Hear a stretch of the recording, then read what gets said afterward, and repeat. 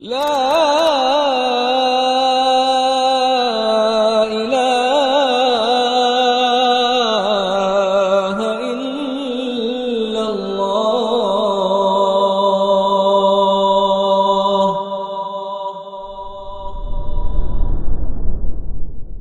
Assalamualaikum warahmatullahi wabarakatuh. Innal hamdalillah nahmaduhu wa nasta'inuhu wa nastaghfiruh wa na'udzu billahi min shururi anfusina wa sayyiati a'malina may yahdihillahu fala mudilla lahu wa may yudlil fala hadiya lahu. Asyhadu an la ilaha illallah wahdahu la syarika lahu wa asyhadu anna Muhammadan 'abduhu wa rasuluhu la nabiyya ba'dah. Qala Allah Ta'ala fi kitabih, ya ayyuhalladzina amanu taqullaha haqqa tuqatih wa la tamutunna illa wa antum muslimun. Fa inna asdaqal hadithi kitabullah wa khairal hadi hadi Muhammadin sallallahu alaihi wasallam wa syarrul umuri muhdatsatuha wa kullu muhdatsatin bid'ah wa kullu bid'atin dhalalah wa kullu dhalalatin finnar. Amma ba'd. Para ikhwah sekalian rahimakumullah, melanjutkan pembahasan kitab Amalan Sunnah Setahun karya Al-Ustadz Yazid bin Abdul Qadir Jawaz hafizahullah ta'ala. Pada kesempatan kali ini kita membahas tema keutamaan bertauhid kepada Allah Azza wa Jalla.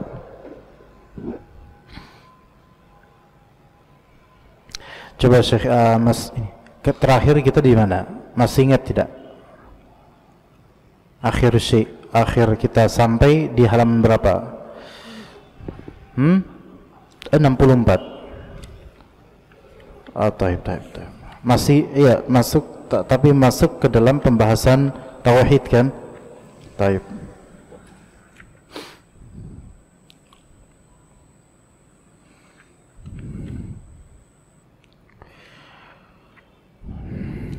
Taib, tapi kita masuk ke halaman 74 saja, lengkapin 10 halaman. Kita masuk ke pembahasan keutamaan bertauhid kepada Allah Azza wa Jalla.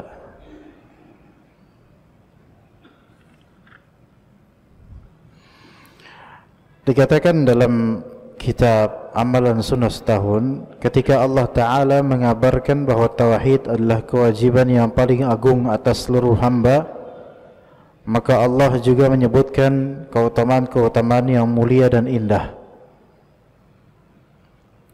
Bahkan tidak ada sesuatu pun yang dampaknya lebih baik, dan tidak ada sesuatu pun yang keutamaannya lebih mulia daripada tauhid. Dan sesungguhnya kebaikan dunia dan akhirat ini termasuk buahnya tauhid dan keutamaan-keutamaannya.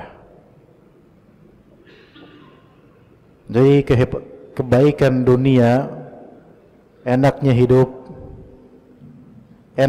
ini bukan maksudnya yang penting kaya, yang penting apa-apa dapat, bukan itu maksudnya. Enaknya hidup di sini artinya Allah berikan padanya ketenangan hati yang dengannya dia bisa beramal saleh dengan mudah. Ya, Allah berikan padanya ketenangan hati yang dengannya dia bisa beramal saleh dengan mudah. Adapun kalau cuman apa-apa ada, itu tidak mesti bahagia. Apa-apa dapat, itu tidak mesti bahagia. Betapa banyaknya orang yang apa-apa ada dan apa-apa dapat, itu istidraj. Karena meskipun apa-apa ada atau apa-apa dapat, dia tetap lancar aja memanfaatkannya untuk keburukan atau maksiat. Dan betapa banyaknya orang yang terjebak dalam masalah ini, mengira bahwa kekayaannya dan kemewahan yang serba itu adalah nikmat dan pemuliaan dari Allah Azza wa Jalla. Bisa antum lihat di surat Al-Fajr, ya, persangkaan sebagian dari orang Ketika Allah Subhanahu wa taala berfirman, "Fa ammal insanu idza mabtalahu rabbuhu fa akramahu wa na'amahu fayaqulu rabbi akraman." Ya.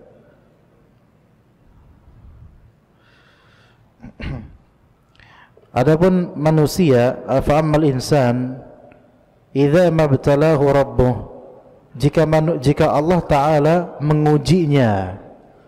Jadi ingat, kenikmatan itu ujian. Kenikmatan itu ujian. Adapun manusia, jika Allah mengujinya, fa akramahu, akrama di sini makna akrama di sini bukan memuliakannya. Ini terjemahan salah. Akrama di sini bukan memuliakannya.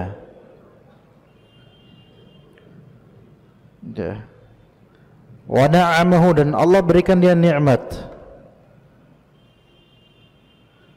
Fayaqulu rabbi akraman, maka dia berkata, Rabbku telah memuliakanku. Ini benar. Fahami baik-baik jemaah sekalian. Akrama yukrimu dalam bahasa Arab ada dua makna. Imma memberi sesuatu, memberi kebaikan, memberi nikmat, ya, memberikan karunia, itu akrama artinya. Dan bisa makna kedua, yaitu memuliakan. Ya, pahami baik-baik.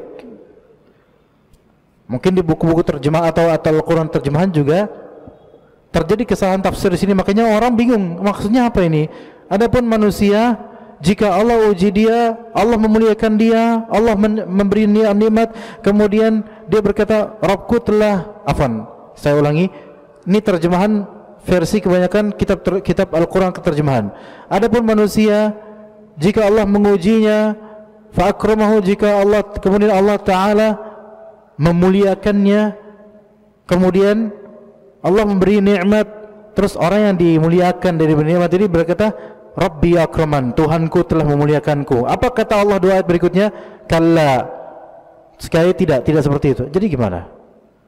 Kan dalam Al-Quran ini Allah katakan, adapun manusia, ketika Allah Ta'ala mengujinya, kemudian Allah muliakan dia dan beri dia nikmat, akhirnya manusia itu kan kesenangan, dibilang Rabbku telah memuliakanku, tapi diingkari, enggak, Rabbmu tidak, belum tentu memuliakan. Padahal dalam Al-Quran disebut fa'akramahu, Allah Ta'ala memuliakannya. Inilah kesalahan banyak terjemahan di terjemahan Indonesia, termasuk di HP yang saya pegang ini. Kalau kita lihat tafsiran akrama di sini beda maknanya. Pahami baik-baik ikhwan. Ketika misal ada nama Allah Azza wa Jalla Karim. Karim, akrama, karim. Karim itu dua makna. Imma karim berasal dari kata karam, yaitu kedermawanan. Imma karim berasal dari kata karamah, yaitu mulia. Oke. Seorang yang dermawan disebut karim karena kedermawanannya, pemberiannya. Seseorang juga punya derajat yang tinggi disebut karim karena derajatnya tinggi. Bedakan dua karim ini. Karim yang pertama dari asal kata karam, yaitu kedermawanan. Karim yang kedua berasal dari kata karamah, yaitu kemuliaan. Nah, fa'ammal insanu idza mabtalahu rabbuhu fa'akramahu di sini yaitu akrama dari kata karam, yaitu Allah beri dia nikmat, beri dia pemberian. Bukan artinya memuliakan. Gimana jemaah, paham atau tidak sih? Kalau hafal ayatnya dan bisa ngelihat juga terjemahannya atau hafal terjemahannya, jelas ini kesalahan. Fa'akramahu di sini bukan artinya memuliakannya, bukan. Tapi artinya memberi dia banyak kebaikan, kenikmatan. wa na'amahu, dan Allah berikan nikmat pada dia. Fayaqulu, maka dia berkata, manusia yang diberi banyak pemberian ini berkata apa? Rabbi akraman, Tuhanku telah memuliakanku. Ini terjemahan benar baru ini. Hamba ini menyangka banyaknya pemberian dari Allah buat dia itu berarti pemuliaan buat dia. Enggak, belum tentu. Bisa difahami di sini jemaah.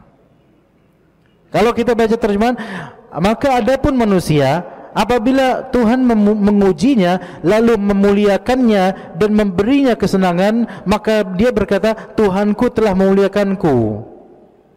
Dia doa berikutnya, kalla, sekali-kali tidak. Lah, kan dia dalam Al-Quran disebut fa'akramahu, Allah memuliakannya. Kok dibantah sama Al-Quran sendiri? Itu kalau terjemahan salah tuh. Ya. Pun gini lah, kalau misalnya kita baca terjemahan, kalla artinya apa?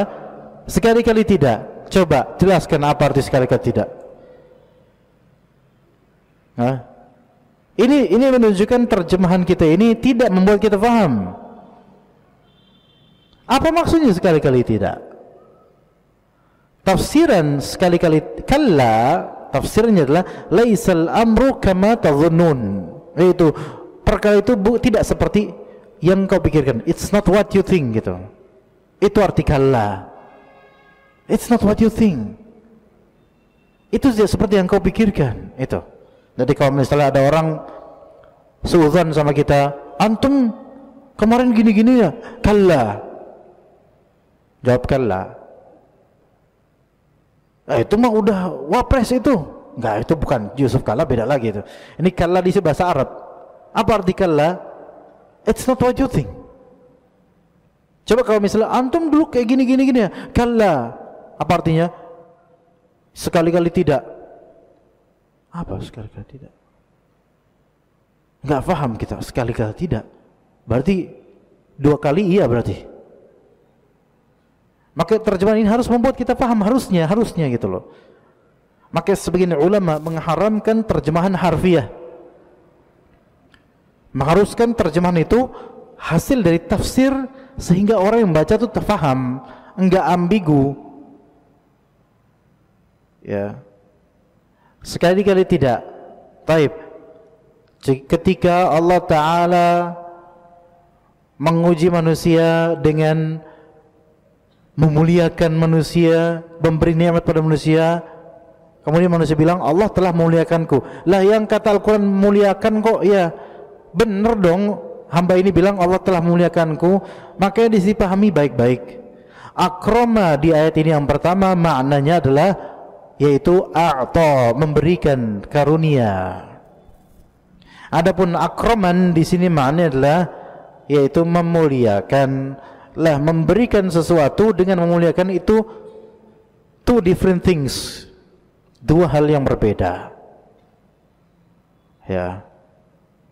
Misal, ada memberi antum 5 juta rupiah. Bagi yang bisa menjawab pertanyaan 5 juta rupiah.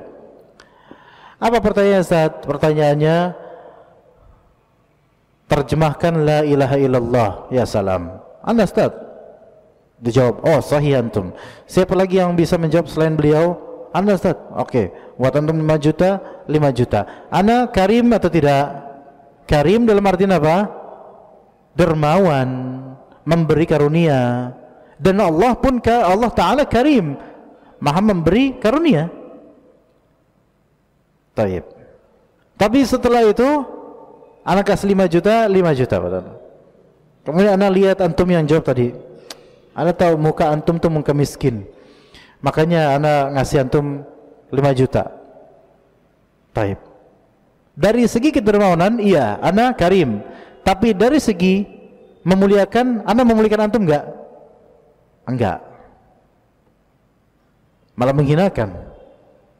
Karim dari segi pemberian, anak tadi, tapi tidak karim dari segi lisan.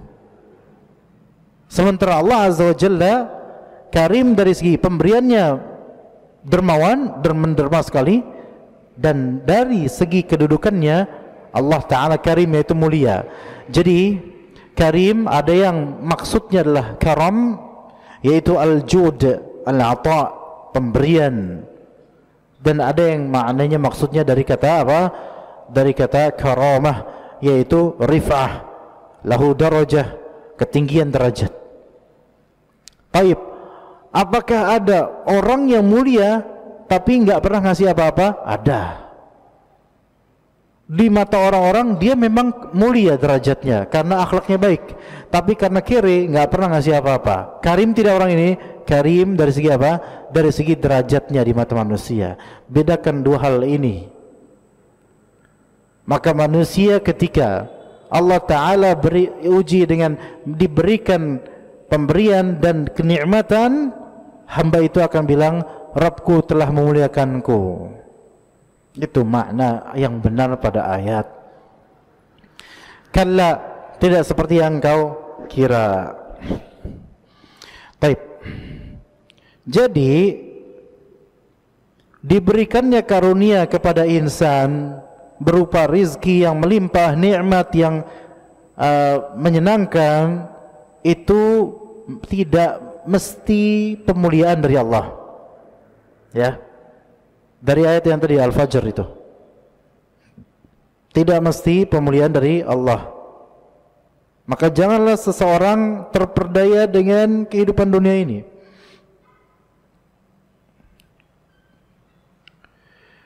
Fala taghurrannakumul hayatud dunya wala yaghurrannakum billahil ghurur.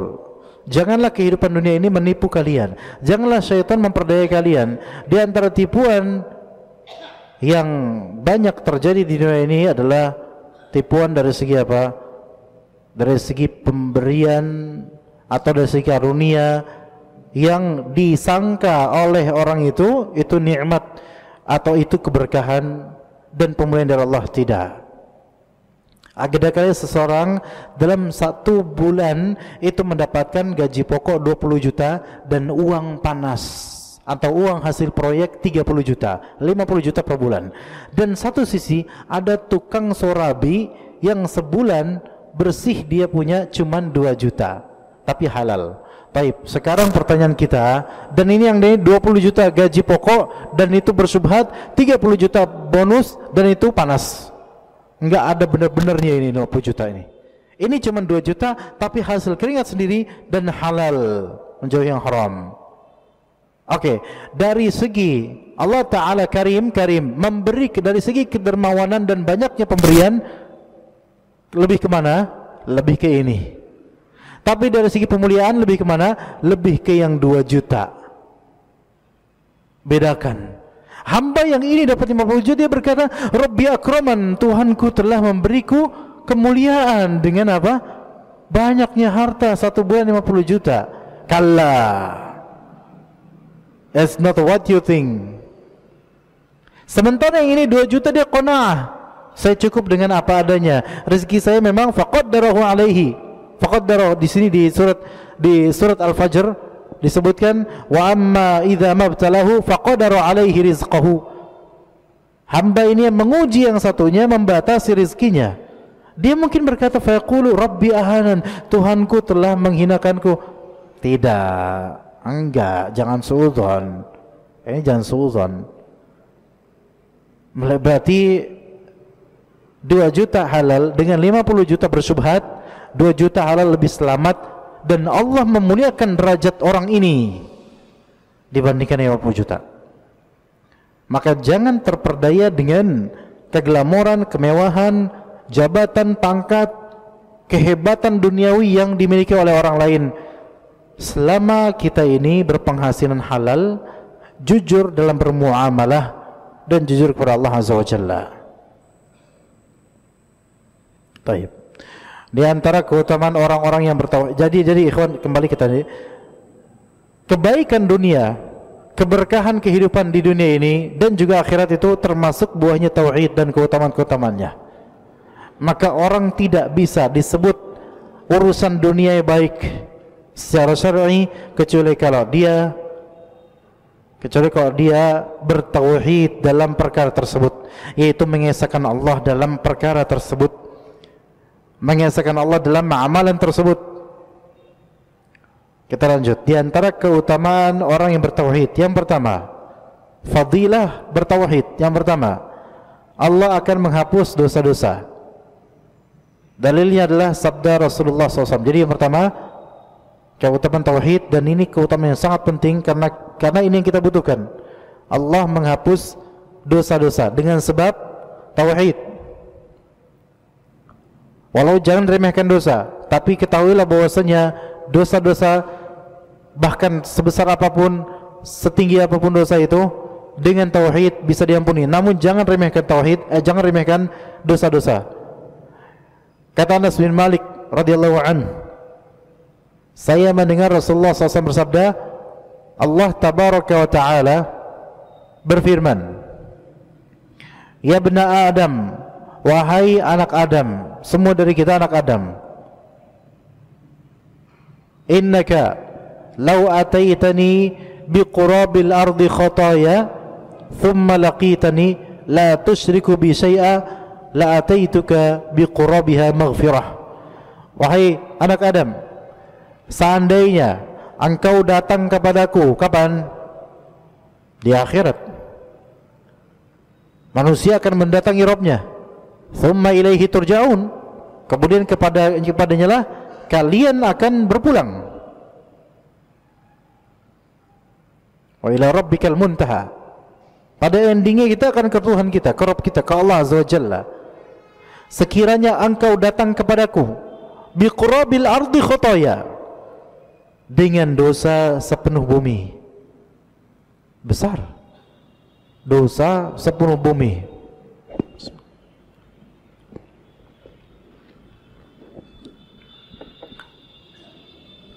Thumma laqitani la tusyriku bi syai'a, kemudian engkau menemuiku dalam keadaan apa?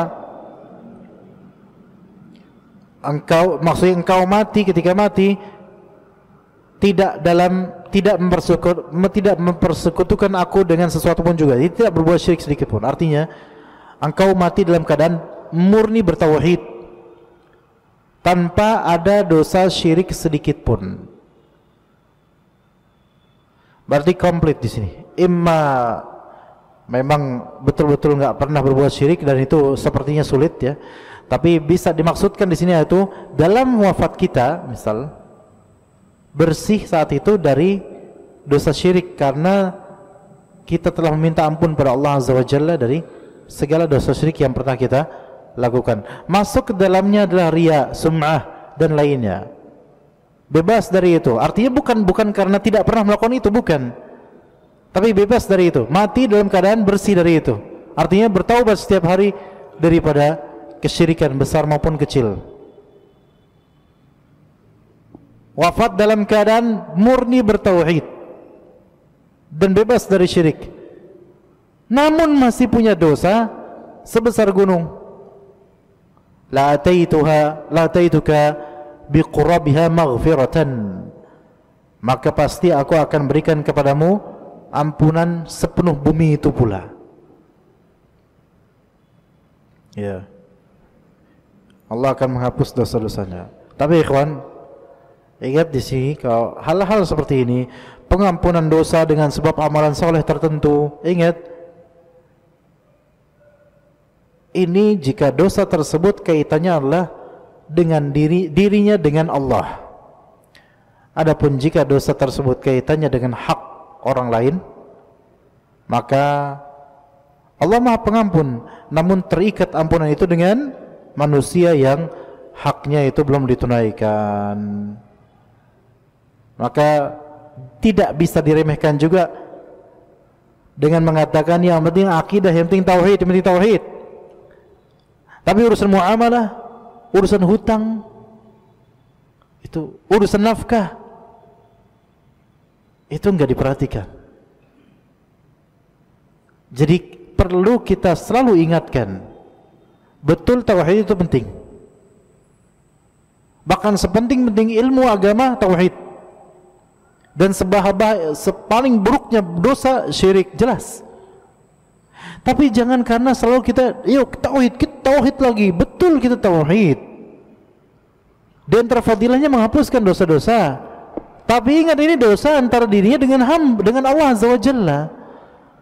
Adapun kalau ada dosa antara dirinya dengan orang lain dari segi hak yang belum tertunaikan, maka antum belum bisa berbangga dengan tauhid antum. Mati dalam keadaan punya hutang, ya, punya hutang. Mati dalam keadaan barang konsinyasi masih dipegang oleh dia. Barang konsinyasi itu, konsinyasi, yaitu owner produk misalnya nitip ke kita barang untuk kita jualkan misalnya, masih di kita, ya. Mati dalam keadaan ya bertauhid tapi tidak menafkahi anak istri padahal mampu. Mati dalam keadaan bertauhid tapi menelantarkan anaknya dan kabur dari keluarga padahal dia wajib menafkahinya. Tauhid justru ini menunjukkan tauhidnya kurang, enggak? Ya, maka ini harus dipertimbangkan ikhwas sekalian, karena kadang-kadang kita itu terlalu nikmat dengan fadilah tauhid, di antaranya menghapuskan dosa-dosa benar, tetapi ketika dosa itu ada kaitannya dengan hati hamba dan hak hamba, sebentar. Ya, di akhirat nanti syuhada, orang-orang yang syahid, mati syahid, bagaimana dengan tauhidnya? Tinggi dia, percaya sama Allah, berperang. Enggak kayak kita yang masih takut-takutan. Mati dalam keadaan syahid, tauhidnya tinggi pada Allah, di akhirat nanti ternyata ketahuan dia punya hutang, belum dibayar ahli warisnya, tertahan, dia nggak bisa masuk surga dulu sampai hutangnya dia apa? Ditunaikan di akhirat. Itu, lihat, itu syahid loh, udah mati dalam keadaan bertauhid dan mati dalam keadaan syahid. Kurang apa? Nggak ada kurang-kurangnya udah ini. Ternyata punya hutang.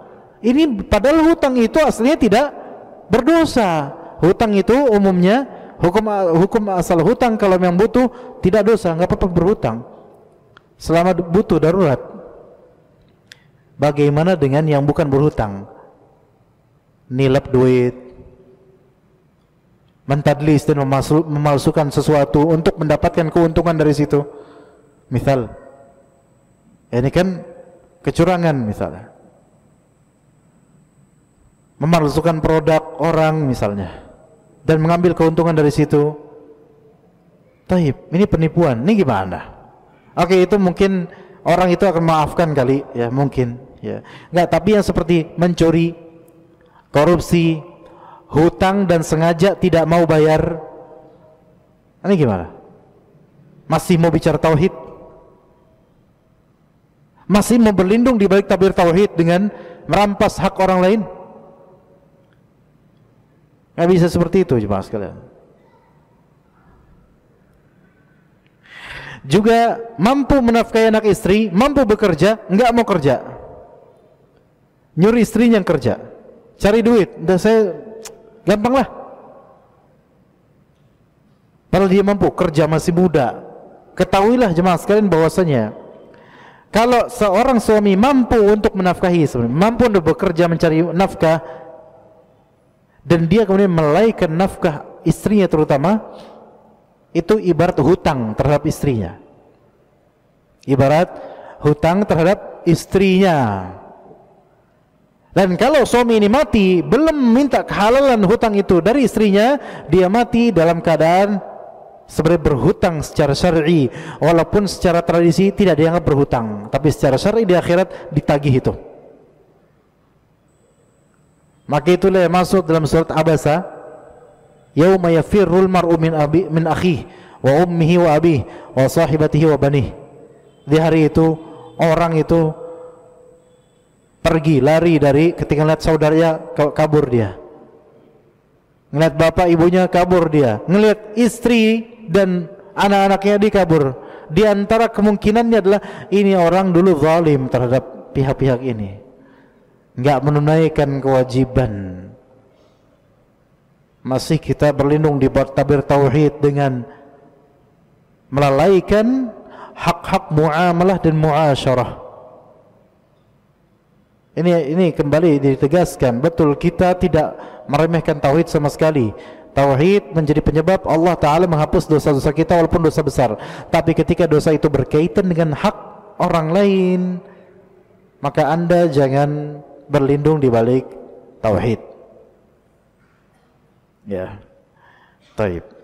Yang kedua, Allah Ta'ala akan menghilangkan kesulitan dan kesedihannya di dunia dan di akhirat. Kata Allah, yang kedua apa? Allah Ta'ala akan menghilangkan kesulitan dan kesedihannya di dunia dan akhirat.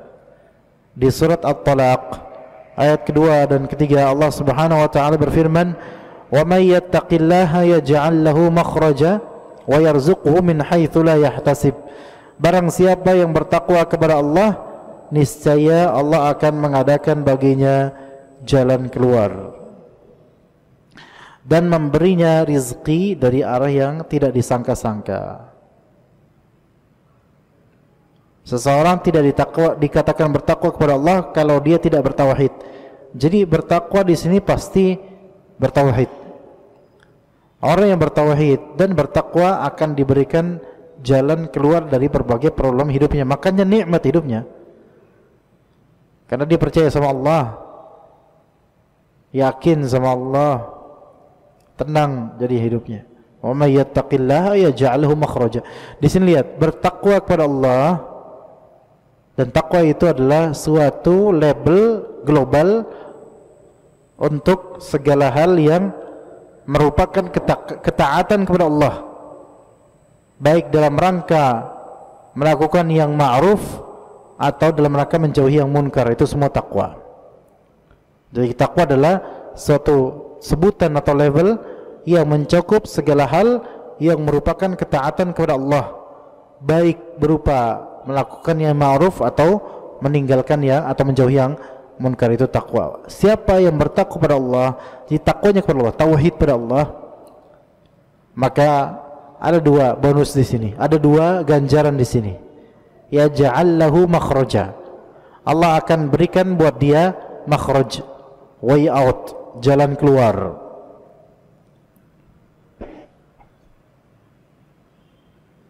Makanya kalau lagi ada problem, kemudian kita kebingungan, kemudian konsultasi ke ustaz bilang, ittaqillah, takutlah kamu pada Allah, bertakwalah kamu pada Allah. Mungkin marah orang ini karena gak punya fikih. Ustaz, saya kan lagi punya masalah, masa disuruh takwa? Iya,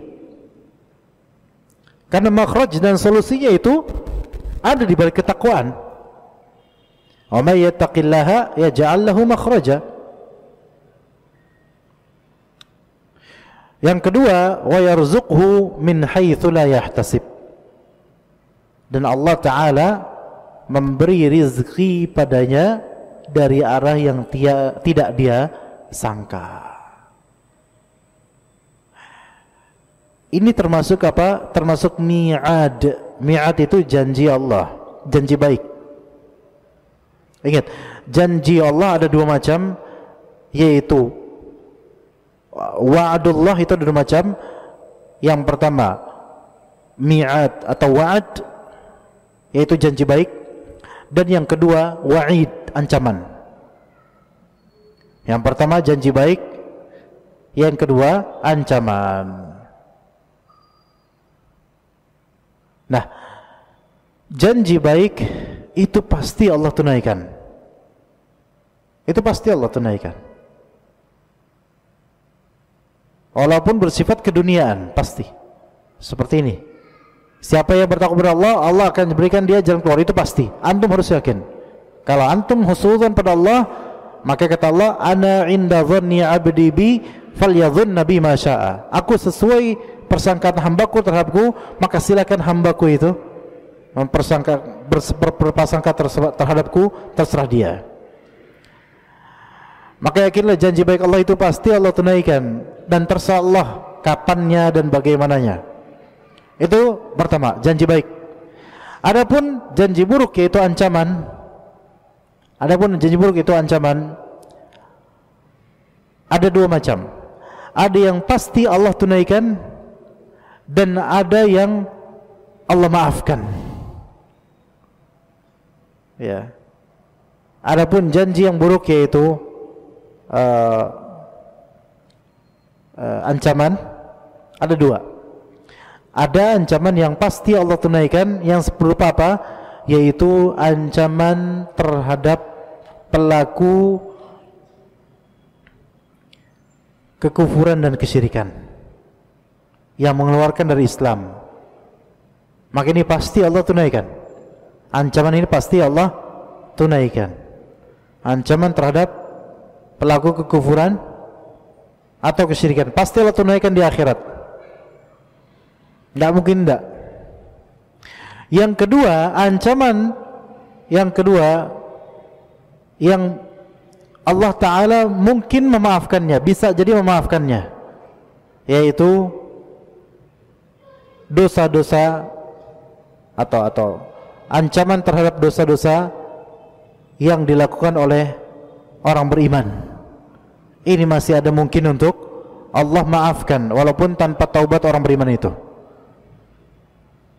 Ya.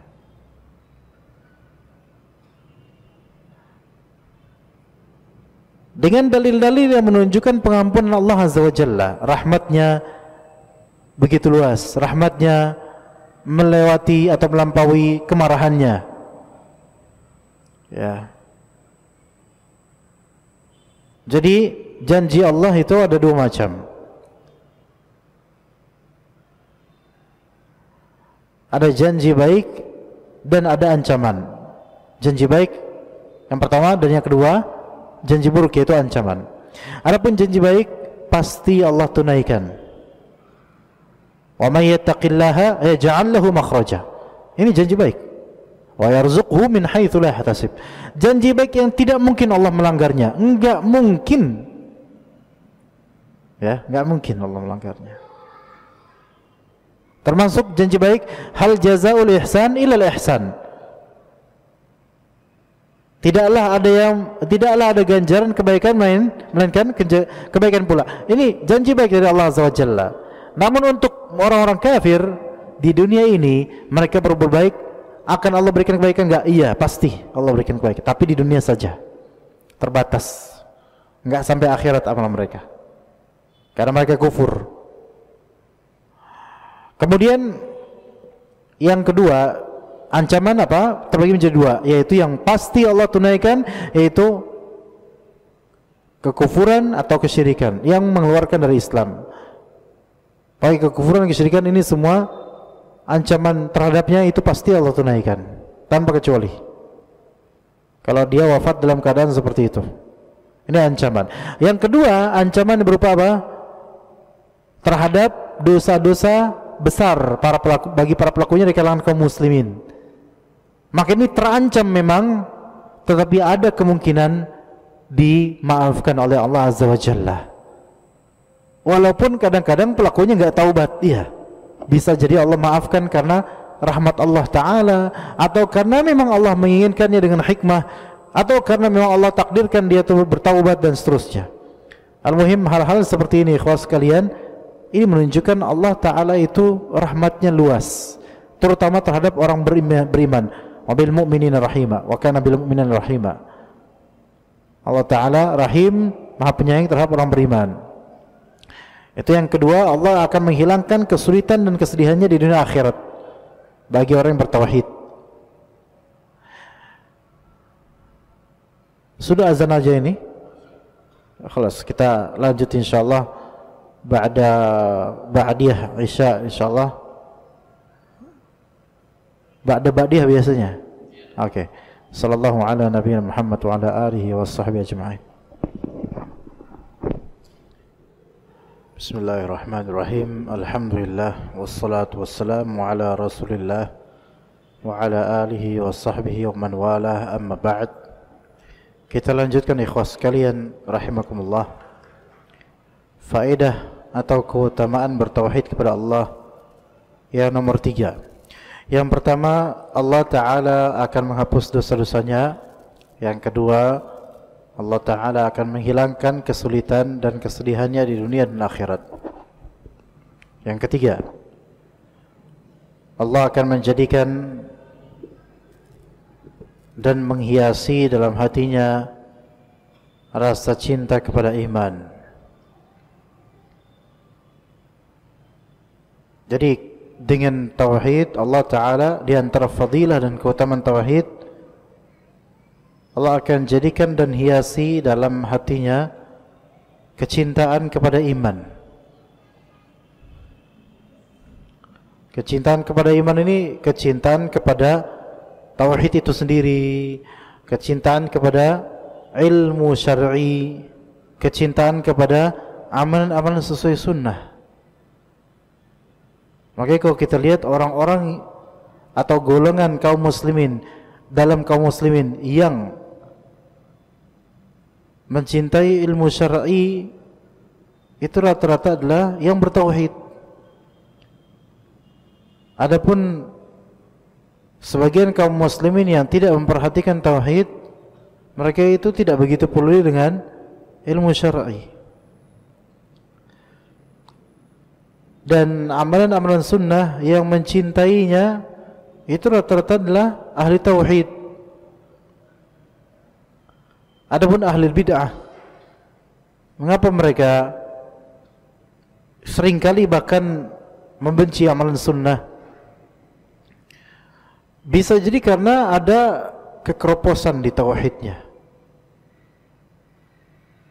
Maka ajaib, dan memang wajar mungkin walaupun ajaib, seorang muslim ketika dikatakan kepada tentang isbal, dia mengatakan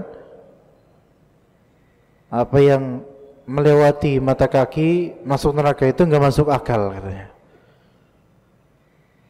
Justru perkataan ini enggak masuk akal gitu loh. Lah kan katanya muslim, ikut Nabi Muhammad enggak? Dia mengatakan ikut Nabi Muhammad.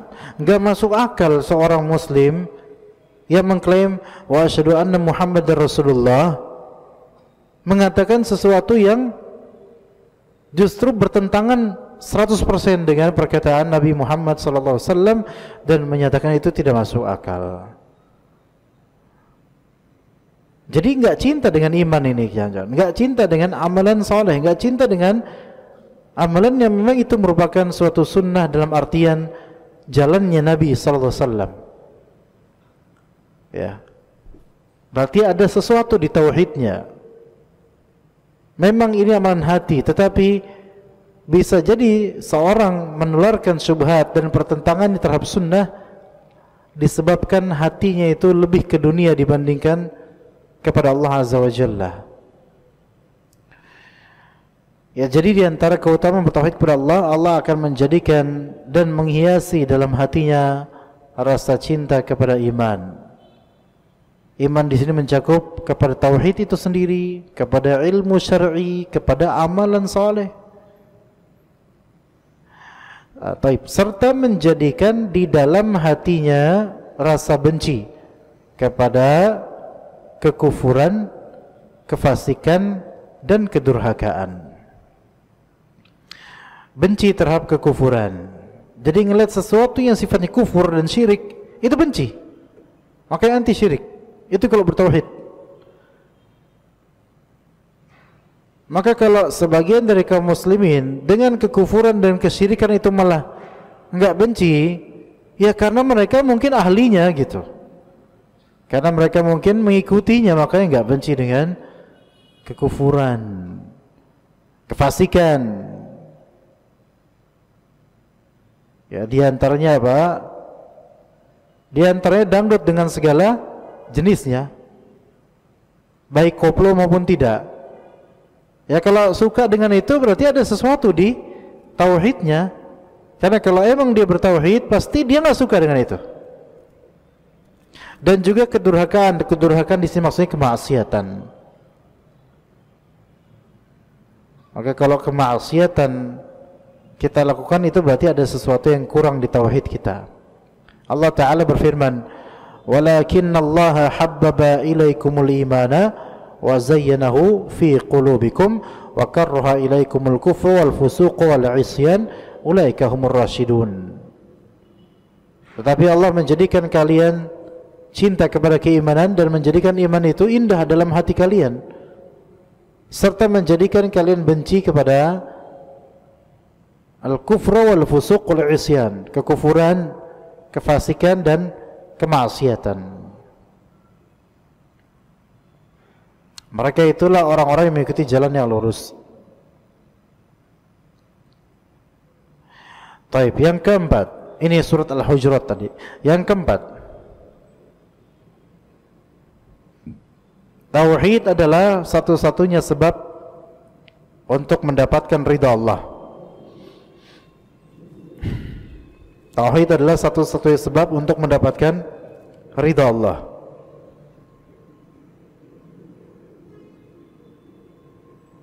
Jadi kalau misalnya ada orang yang tidak bertauhid, kufur kepada Allah,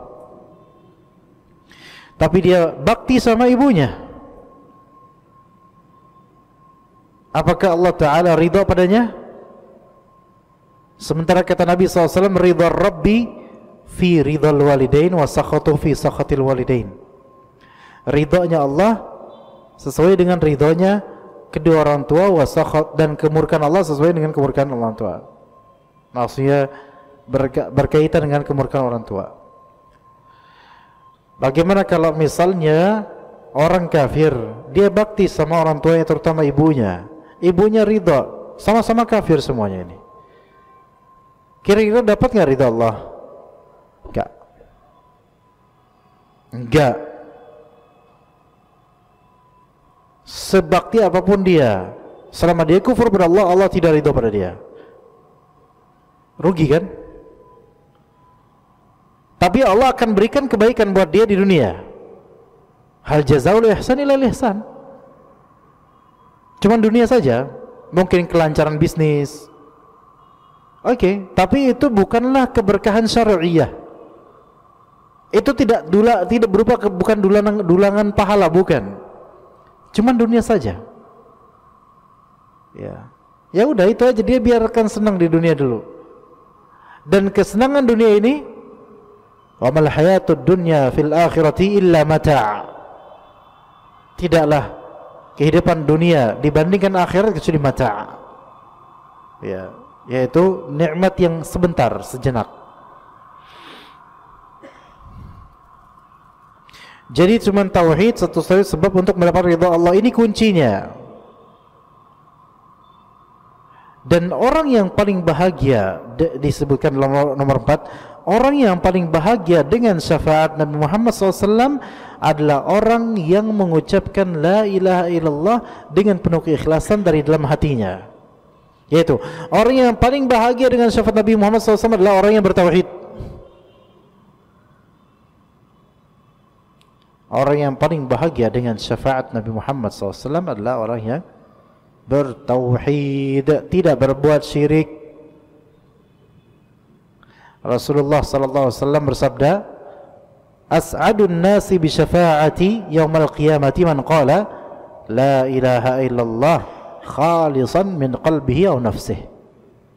Orang yang paling berbahagia dengan mendapatkan syafaatku pada hari kiamat adalah orang yang mengucapkan la ilaha illallah secara ikhlas dari hatinya atau jiwanya. Oke, rincian. Dirinci ini perlu dirinci.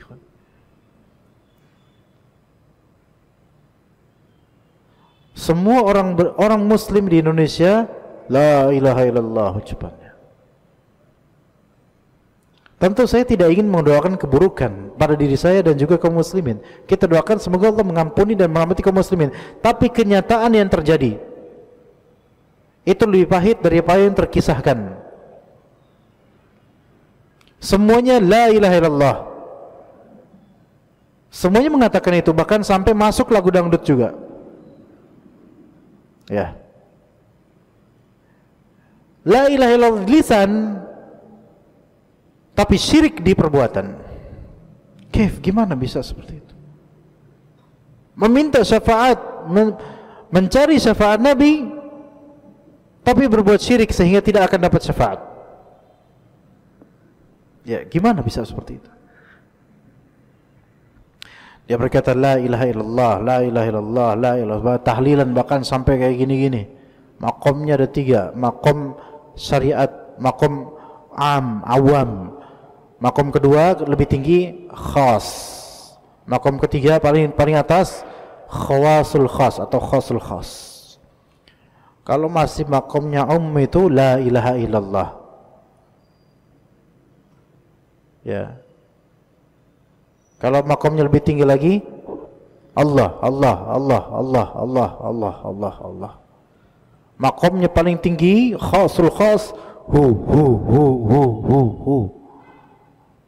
Maka semakin ringkas itu semakin tinggi makomnya. Ini ada madhab tariqah yang seperti ini, na'udzubillah min dzalik.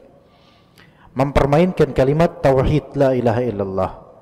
Dan hikayat saya ini bukan hikayat dongeng belaka, dan memang ada madhab yang seperti ini dari kalangan tariqah, sebagian dari tariqah sufiyah.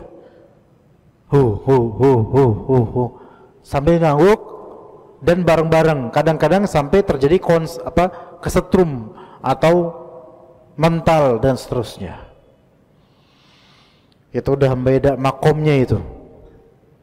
Sebenarnya lebih tepatnya itu makom apa? Makom khurafat, ya. Seperti itu. Mengatakan la ilaha illallah seperti ini tidak ikhlas dari kalbunya, kelihatan. Kalau dia ikhlas, dia akan benar ngomong la ilaha illallah dan tampak tercermin di perbuatannya.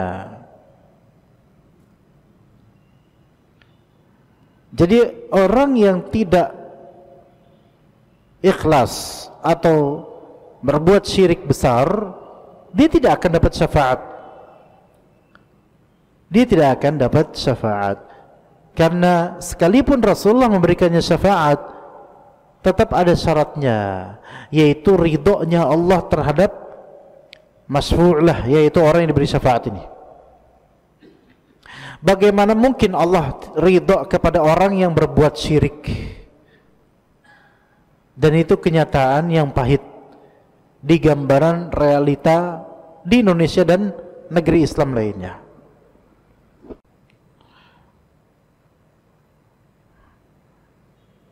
Jadi meminta ke kuburan keramat atau di petilasan wali-wali dan rela jauh travel ke sana atau rela jauh safari atau wisata religius ke sana untuk bertawasul kepada mayit, dan itu syirik besar. Bagaimana bisa Allah Ta'ala ridha terhadap orang seperti ini? Sebagian mungkin ada yang berpendapat begini, berprinsip begini, kita itu tidak cukup minta sama Allah karena Allah belum tentu menjawab. Allahul musta'an.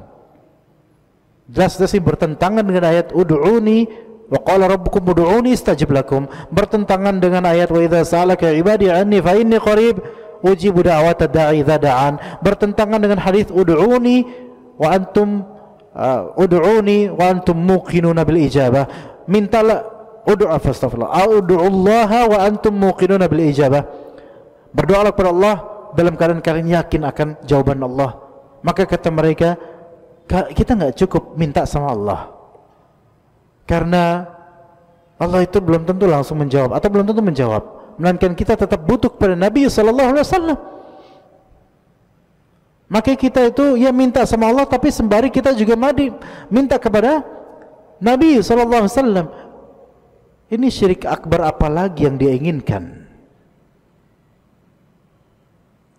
Dan juga buat lebih lengkap lagi, kita minta tawasulan sama keturunan Ahlul Bait.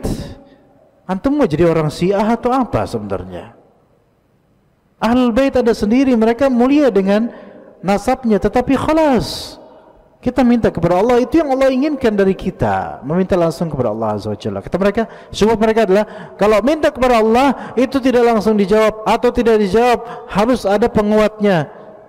Karena kiasan mereka adalah Allah itu diibaratkan seperti presiden atau tuan raja yang kita nggak bisa langsung ngomong sama dia, sehingga kita butuh ajudan atau orang terdekatnya sebagai wasilah kepadanya. Apa bedanya antum dengan Nasrani dan Kristen kalau kayak gitu? Mereka minta kepada Yesus, yang mana itu adalah Nabi bukan Tuhan. Antum minta kepada Muhammad bin Abdullah alaihi salatu wassalam, yang mana beliau adalah Nabi bukan Tuhan. Sama-sama pakai perantara, sama-sama beralasan kita nggak cukup minta sama roh Bapak, kita minta sama Tuhan Bapak. Sama kayak antum bilang kita nggak cukup minta sama Allah, harus ada wasilah. Siapa? Yang satu Jesus, yang satu Muhammad sallallahu alaihi wasallam. Kemudian sambil minta, kemudian bilang apa? Isfa'alana lana ya Rasulullah, berikan kami syafaat. Antum minta sama mayit. Bagaimana bisa kita dapat syafaat kalau kita melakukan perbuatan yang bertentangan dengan la ilaha illallah? Sementara kata Nabi, orang yang paling berbahagia mendapatkan syafaatku pada hari kiamat adalah orang yang mengucapkan la ilaha illallah khalisan min qalbihi wa nafsihi, secara tulus dari kalbu dan jiwanya, tercermin di perbuatannya. Kalau dia berbuat syirik besar, walaupun dia mengucapkan la ilaha illallah, tapi berbuat syirik besar dengan sengaja dan dia tahu itu syirik besar, maka libur, udah selesai la ilaha illallahnya, hilang syafaat buat dia nanti, karena Allah tidak akan ridho dengan orang yang berbuat syirik seperti ini. Maka kasihan jemaah sekalian, sebagian dari kita tertipu oleh makar syaitan. Karena syafaat Nabi Muhammad SAW ini mahal dan bermanfaat dengan izin dari Allah dan ridhonya. Kalau seorang muslim dapat syafaat, masuk surga kelas insyaallah dengan izin Allah. Jadi penting sekali. Nah kemudian syaitan itu tidak ingin orang-orang ini masuk surga, maka dialihkan oleh syaitan, imma orang ini diajak untuk berbuat syirik besar sehingga tidak bermanfaat syafaat Rasulullah buat dia nanti karena syirik besar, atau imma dialihkan dengan mintalah syafaat sekarang, minta sama Nabi. Bisa nggak sekarang minta syafaat sama Nabi SAW? Nggak bisa, ikhwan. Nabi SAW sudah wafat. Kita nggak bisa, nggak boleh minta sama orang yang telah wafat, baik minta syafaat atau hal-hal duniawi. Sekarang kalau kita minta, ya Rasulullah, wahai Rasulullah, tolong sukseskan interview saya, syirik ya? Syirik. Kalau sekarang kita bilang, ya Rasulullah, wahai Rasulullah, berikan saya syafaat, syirik ya? Syirik. Mereka akan bilang, bentar, beda. Kalau minta lulus ujian sama Rasulullah, iya itu syirik. Tapi kalau minta syafaat, justru enggak, karena emang Rasulullah kan nanti ngasih syafaat. Betul, Rasulullah nanti ngasih syafaat, tapi kita enggak minta sekarang karena gaib. Sama itu minta lulus ujian sama Rasulullah dengan minta syafaat sekarang, sama-sama meminta kepada yang gaib selain Allah. Ini syirik. Kalau ini bukan syirik, terus apa dong? Sekarang kalau ini bukan syirik, maka katakan orang Nasrani yang minta kepada Jesus itu bukan syirik, katakan begitu. Berani enggak? Oh enggak, itu syirik. Lah terus ini apa? Oh ini enggak syirik, ini justru bagus kan kita wasulan sama Nabi. Sama antum sama orang Nasrani, sama-sama apa? Menjadikan wasilah nabi-nabi mereka, perantara kepada Allah Azza wa Jalla, padahal nabi-nabi mereka ini gaib. Dan benefitnya juga, bahkan kelebihannya adalah Nasrani, Jesus itu masih hidup di langit sana yang Allah lebih tahu tempatnya mana. Adapun Nabi Muhammad SAW, fa innahu qad mat. Ya. Kata Allah Azza wa Jalla, wa ma Muhammadun illa rasulun qad khalat min qablihi rusul. Tidaklah Nabi Muhammad SAW melainkan seorang rasul dan telah berlalu dari sebelumnya para rasul. Afa immata au qutilan qalabtum ala aqabikum. Apakah kalau misalnya beliau mati, wafat, ya tuh lihat, atau diwafatkan, berarti Rasulullah SAW bisa wafat dan telah wafat. Kata Abu Bakar, man kana ya'budu Muhammadan fa inna Muhammadan qad mat, wa man kana ya'budullaha fa inna Allaha hayyun la yamut. Ayo, barang siapa yang menyembah Nabi Muhammad, sesungguhnya Nabi Muhammad telah mati. Kata Abu Bakar yang lebih tahu daripada antum daripada tentang Nabi Muhammad SAW, Nabi Muhammad telah wafat. Wa man ya'budullah, man kana ya'budullah fa innallaha la yamut, hayyun la yamut. Siapa yang beribadah, menyembah kepada Allah, berdoa kepada Allah, sesungguhnya Allah itu maha hidup, tidak mati. Maka ajaib orang yang mengatakan kita itu enggak cukup minta sama Allah, kita harus minta juga sama Rasulullah supaya doa kita terkabul. Justru antum melakukan itu doa antum nggak terkabul. Kalaupun terkabul itu adalah tipu daya, istidraj. Allah menguji antum.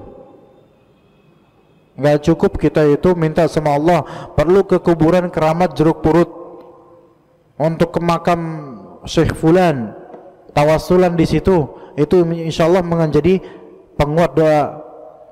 Iya, versi setan.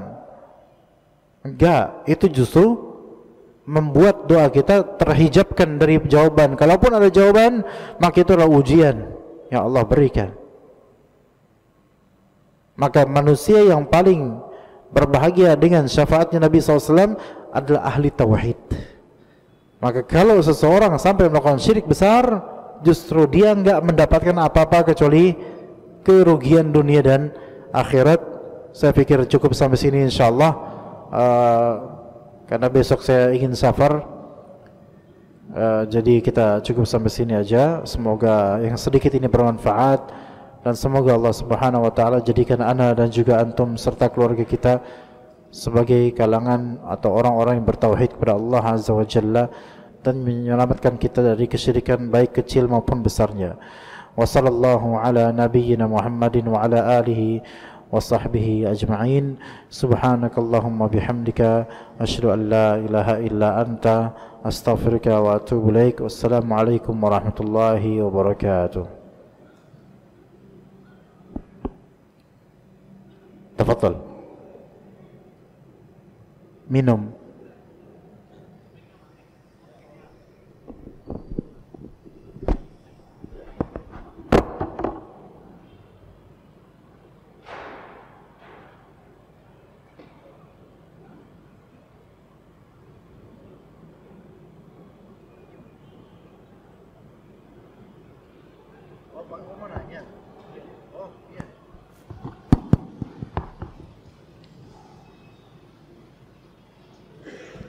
Terima kasih. Tanya satu pertanyaan saja Ustaz ya, tentang tawasul tadi dan tabarus itu. Saya pernah baca kitab Ar-Ruh karangan Ibnu Qayyim Al-Jauziyah. Itu malah membolehkan tawasul dan tabaruk. Itu kitabnya Ibnu Qayyim. Padahal Ibnu Qayyim itu adalah murid paling utama dari Ibnu Taimiyah. Tawasul dan dengan, tabarus itu. Dengan tabaruk. Bukan, maksudnya tawasul kepada siapa? Yang saya baca di Ibnu Qayyim itu, kita boleh bertawasul, dan dia nyontohkan umpamanya, di hadis Nabi itu ada orang tawasul dengan ketika di gua, dia terjebak di gua. Ya di gua itu dia akan bertawasul dengan amalnya, dan guanya itu buka sedikit gitu. Kemudian ada lagi yang tawasul dengan karena orang tuanya, dia berbakti dengan orang tua. Yang 3 orang terjebak di gua itu kan juga tawasul juga dengan amal itu ya. Terus yang pertama itu. Yang kedua, ada di ayat Al-Quran, cuma saya itu enggak lupa suratnya, itu Allah membolehkan kita bertawasul dengan air hujan. Itu ada ayatnya, cuma nanti cari ya, dari di Fathur Rahman barangkali ketemu nanti. Nah itu gimana Ustaz? Tadi padahal antum tadi mengatakan orang bertawasul itu termasuk syirik, padahal Quran sendiri membolehkan kita bertawasul dengan air hujan. Ketika hujan turun itu kita berdoa, itu boleh. Itu Quran tuh, ayat Quran. Nanti bisa kita cari di Ar-Rahman, itu ada itu. Untuk mencari ayat-ayat dalam Al-Quran itu. Jadi itu gimana? Padahal Ibnu Qayyim sendiri itu adalah murid utama dari Ibnu Taimiyah. Terima kasih. Iya. Baik. Tawassul itu maknanya adalah menjadikan sesuatu sebagai wasilah atau perantara. Dan yang saya sebutkan tadi adalah tawassul kepada mayit, bukan tawassul kepada amal saleh, tawassul kepada asma wa sifat. Jadi tawassul itu, makanya tadi kita bicarakan tawassul kepada Nabi SAW, yang mana beliau telah wafat. Sebagaimana tawassulnya orang Nasrani kepada Isa alaihissalam, dan Nabi Isa alaihissalam gaib bagi kita semua. Maka yang Bapak baca di kitab Ibnu Qayyim itu adalah yang disepakati oleh kaum muslimin seluruhnya dari zaman salaf sampai sekarang, itu hal yang disyariatkan, boleh, yaitu tawassul yang masyru' atau tawassul syar'i. Tawassul syar'i itu adalah menjadikan sesuatu sebagai perantara dan disyariatkan. Maksudnya syariatkan ini ada contohnya dan diperbolehkan. Yang pertama, bertawassul dengan amalan saleh.